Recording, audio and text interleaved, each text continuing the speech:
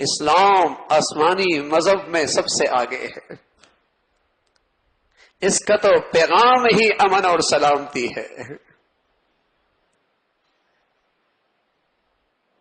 اگر اس کے ماتحت رہنے والے غیر مسلم بھی ہیں تو اسلام کی تعلیم یہ ہے کہ ان کی جان و مال کا تحفظ بھی اسلام کی ذمہ داری ہے.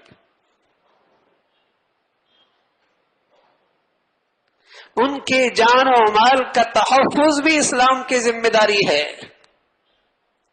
دنیا میں جب بھی اسلام کو موقع ملا ہے اس نے دنیا کو امن اور سلامتی کا پیغام اور تحفہ دیا ہے.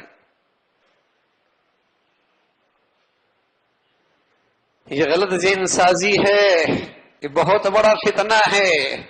یہ نئی نسل کے ایمان اسلام پہ اسلام ہتھیانے کی سازش ہے کہ یہ پروپیگنڈا کیا جا رہا ہے کہ دنیا میں فساد کا ذریعہ مذہب ہے،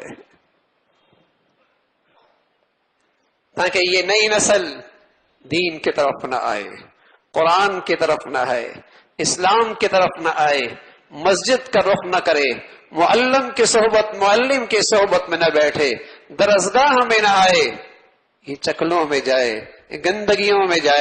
یہ گندگیوں میں جائے. اور اس نسل کا حال تیزی سے بگڑ رہا ہے. تیزی کے ساتھ یہ نسل بگڑتی چلی جا رہی ہے.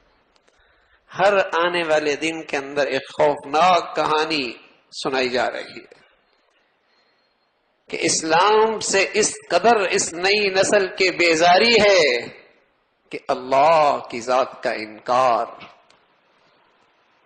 آپ کے اس معاشرے کے اندر مختلف انداز سے ورکشاپ کے نام پر، تربیت کے نام پر، سیمینار کے نام پر مختلف انداز سے ایک تو انہیں مذہبی ماحول سے دور کیا گیا اور پھر ان کے لیے جال بنے گئے اور پھر انہیں بے دین اور لادین بنا دیا جا رہا ہے.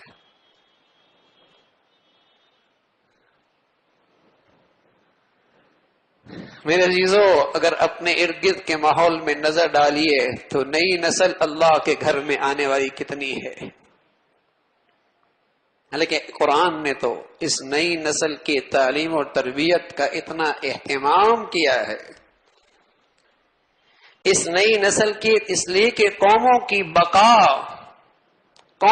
بقا اس نئی نسل کی بنیاد پر ہوا کرتی ہے، نئے خون کی وجہ سے ہوا کرتی ہے.